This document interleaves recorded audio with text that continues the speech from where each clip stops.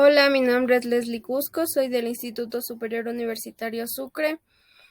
Voy a hablarles sobre el capítulo 9, riesgo y rendimiento.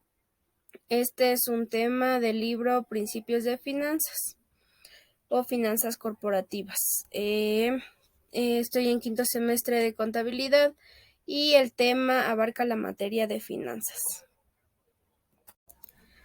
Empezamos. El capítulo 9 de riesgo y rendimiento.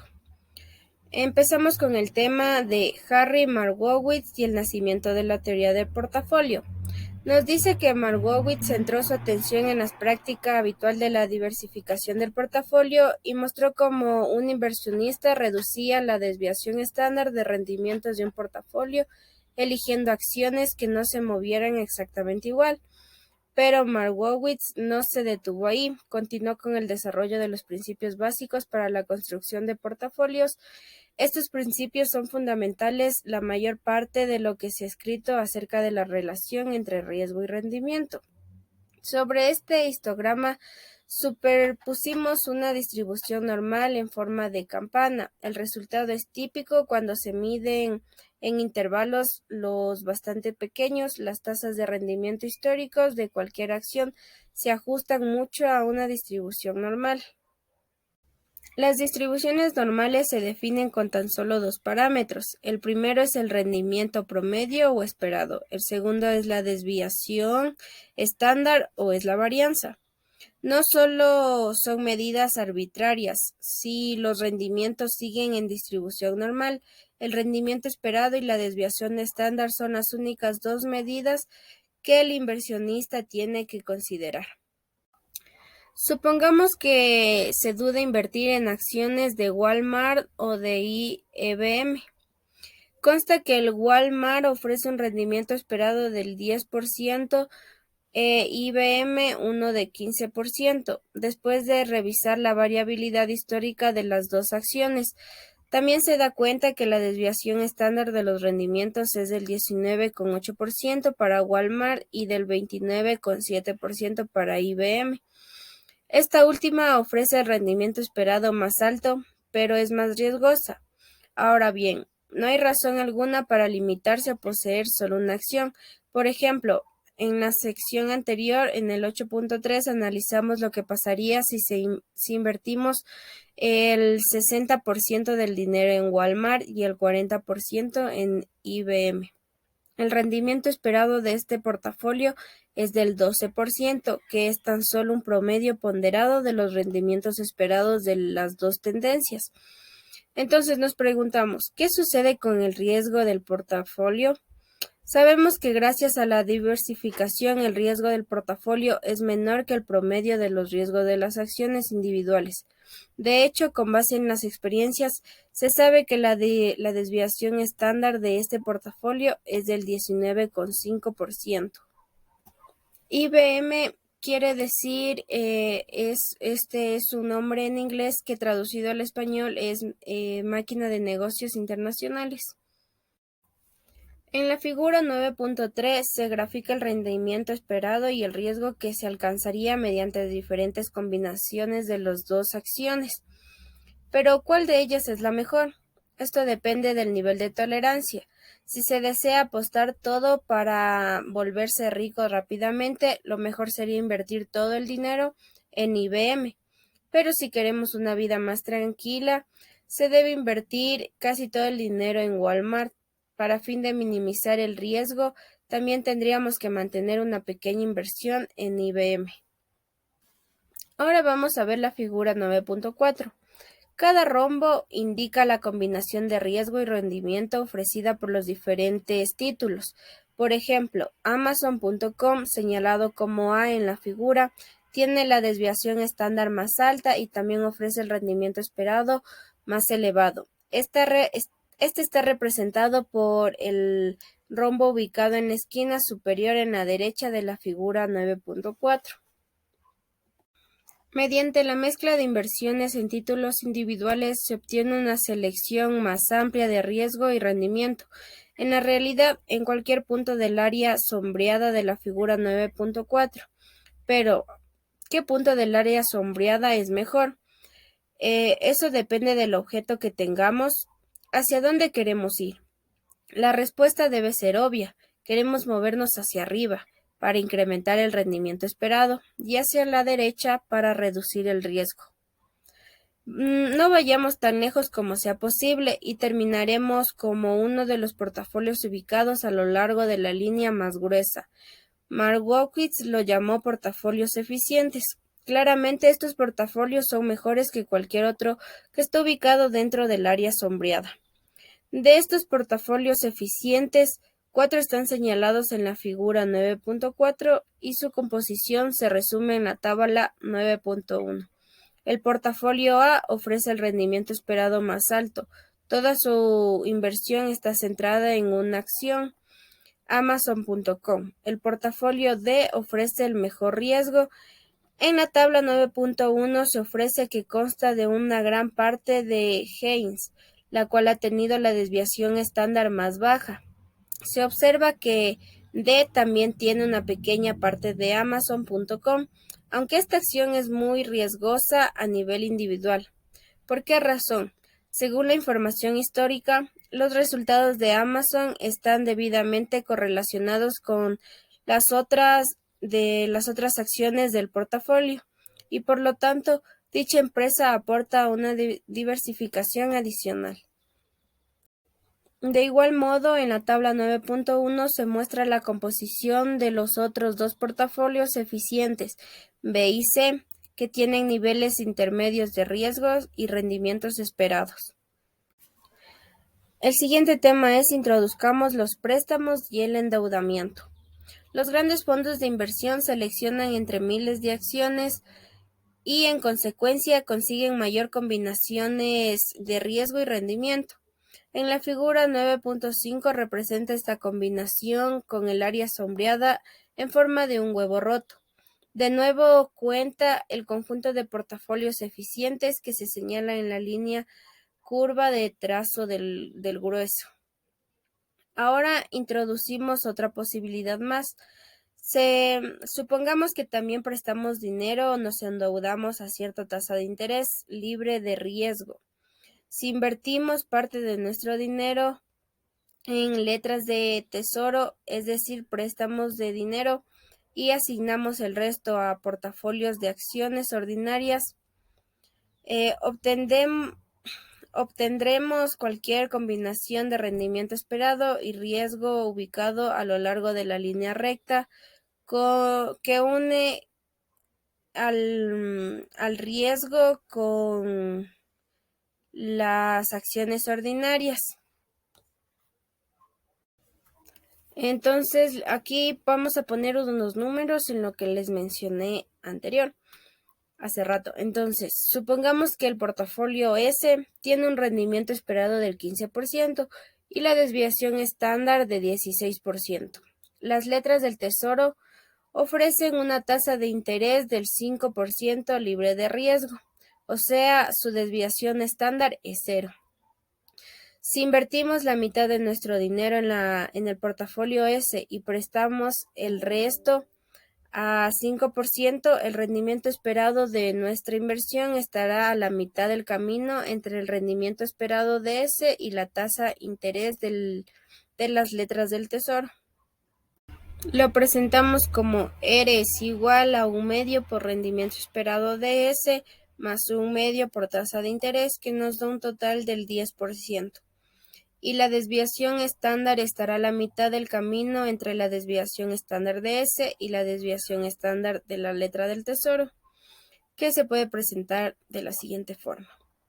Desviación estándar es igual a 1/2 por desviación estándar de S más 1/2 por desviación estándar de las letras y es igual a 8.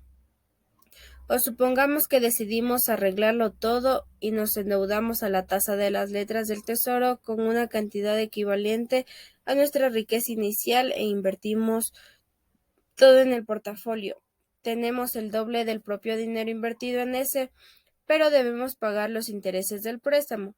Por lo tanto, nuestro rendimiento esperado es R es igual a 2 por rendimiento esperado de S menos 1 por tasa de interés. que esto nos da igual a un 25%. Y la desviación estándar de nuestra inversión es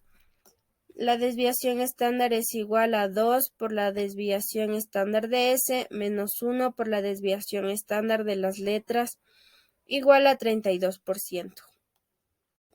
En la figura 9.5 se aprecia que cuando prestamos una porción de nuestro dinero nos quedamos a la mitad de RF y S.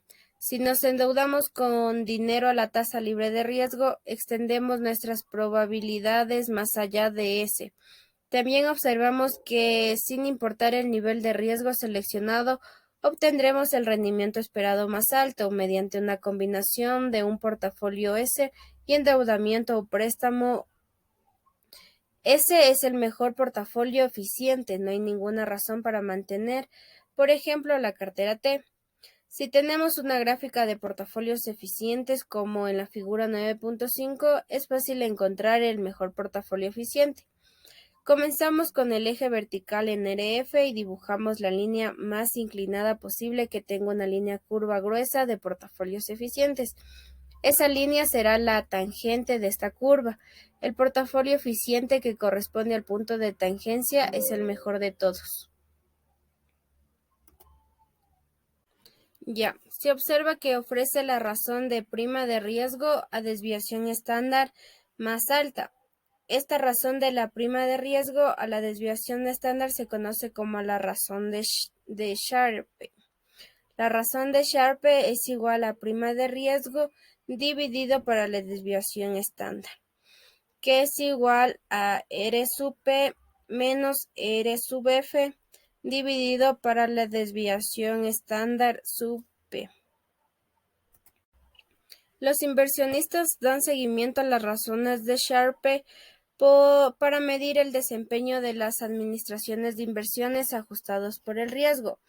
Ahora bien, separamos el trabajo de los inversionistas en dos etapas. Primero tiene que seleccionar el mejor portafolio de las acciones ordinarias. En nuestro ejemplo ese que ya lo presentamos.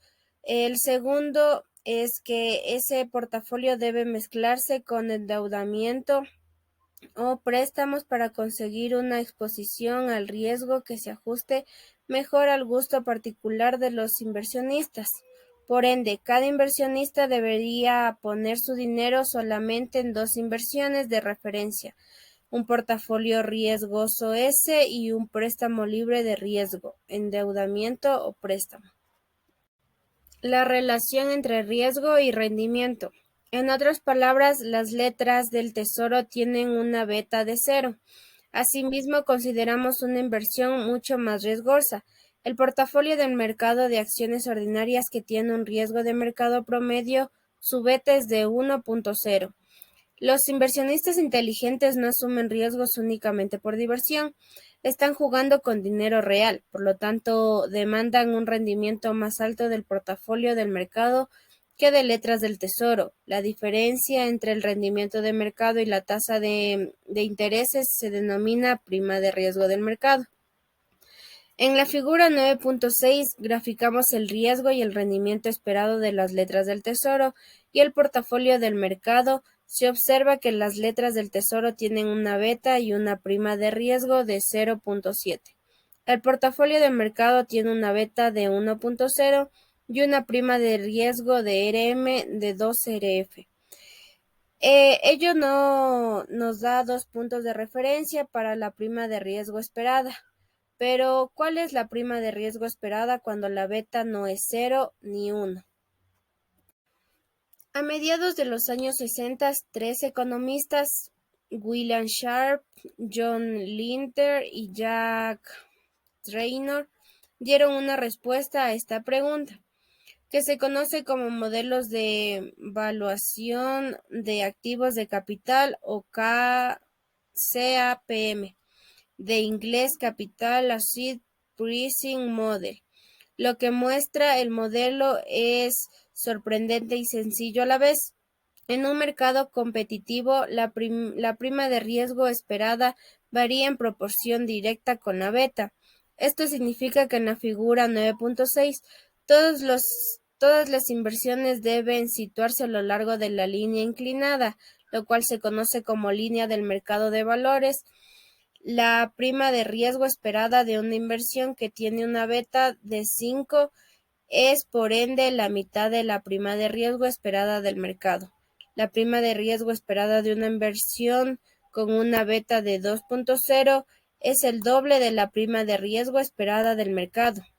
Escribimos esta relación como prima de riesgo esperada es igual a beta por prima de riesgo esperada del mercado de la acción.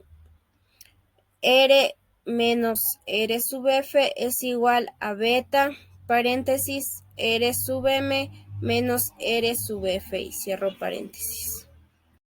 Bien, ahora revisaremos o haremos un repaso del modelo de evaluación de activos de capital. Revisaremos los principios básicos de la selección de portafolios. 1. Los inversionistas prefieren los altos rendimientos esperados con baja desviación estándar. Los portafolios de acciones ordinarias que ofrecen el rendimiento esperado más alto dada la cierta desviación estándar se conoce como portafolios eficientes. 2. Si el inversionista presenta o se endeuda a la tasa de interés libre de riesgo, un portafolio eficiente será la mejor que todos los demás. El portafolio que ofrece la prima de riesgos más elevada por su desviación estándar, es decir, el portafolio S de la figura 9.5. Un inversionista con aversión al riesgo pondrá parte de su dinero en este portafolio eficiente y otra parte en el activo libre de riesgo. Una inversionista tolerante al riesgo invertirá todo su dinero en este portafolio o se endeudará para invertir incluso más. 3. La estructura del mejor portafolio eficiente depende de la evaluación del inversionista sobre rendimientos esperados, desviación estándar y correlaciones. Pero supongamos que todo el mundo tiene la misma información y el mismo juicio. Si no hay información superior, cada inversionista debe mantener el mismo portafolio que los demás. En otras palabras, debería mantener el mismo portafolio del mercado. Ahora regresamos al riesgo de las acciones individuales. 4. No debemos examinar el riesgo de una acción por separado, sino su contribución al riesgo del portafolio. Dicha contribución depende de la sensibilidad de la acción a los movimientos del mercado. Se conoce como beta la sensibilidad de una acción a los cambios en el valor del portafolio del mercado. Por consiguiente, la beta mide la contribución marginal de una acción al riesgo del portafolio del mercado. Si todo el mundo mediante el portafolio de mercado y si la beta mide la contribución de cada título al riesgo del portafolio del mercado, entonces no es una sorpresa que la prima de riesgo demanda por los inversionistas sea proporcional a la beta. Eso es lo que dice el CAPM. Nos preguntamos, ¿y si una acción no se ubica sobre la línea del mercado de valores? Imagínese que descubrimos la acción A de la figura 9.7. ¿Le compraría? Esperemos que no. 11. Si queremos unas inversiones con una beta de 5, obtendremos un rendimiento esperado más elevado, invirtiendo la mitad del dinero en letras del tesoro y la otra mitad en el portafolio del mercado. Si todo el mundo comparte el mismo punto de vista sobre las acciones, su precio tendrá que caer hasta que el rendimiento esperado iguale lo que conseguiríamos en cualquier otra parte. ¿Qué sucede con la acción B de la figura 9.7? Un inversionista estaría tentando por su elevado rendimiento. No debería, si fuera inteligente, conseguiría un rendimiento esperado más alto, pero la misma beta de endeudamiento, 50 centavos de cada dólar. De su dinero, si invirtiera en el portafolio del mercado. De nueva cuenta, si todo el mundo coincide con este juicio, no se sostendrá el precio de la acción B. Tendrá que caer hasta que su rendimiento esperado sea igual al rendimiento esperado de la combinación de endeudamiento e inversión del portafolio del mercado. Supuestos sobre los que se basa el modelo de evaluación de activos de capital. El modelo de evaluación de activos de capital se basa en varios supuestos que aún no hemos terminado de analizar. Por ejemplo, supimos que una inversión en letras del Tesoro estadounidense está exenta de riesgo. Es cierto que una inversión así, la posibilidad de incumplimiento es pequeña, pero las letras no garantizan un rendimiento real. Hay un poco de incertidumbre acerca de la inflación. Otro supuesto era que los inversionistas se endeudaban con dinero a ciertas tasas de interés a la cual pueden prestar. Generalmente las tasas de endeudamiento son más altas que las tasas del empecitito. Resulta que muchos de estos supuestos no son cruciales, y con un ligero retoque es posible modificar el modelo de evaluación de activos de capital para manejarlos. La idea realmente importante es que los inversionistas estén contentos de invertir su dinero en una cantidad limitada de portafolios de referencia. En el CAPM básico, tales referencias son las letras de tesoro y el portafolio del mercado. En estos CAPM modificados, el rendimiento esperado está sujeto al riesgo del mercado, pero este depende del portafolio de referencia. En la práctica, ninguno de estos modelos se utiliza como una versión estándar. Gracias, eso ha sido todo mi video y espero que les haya gustado.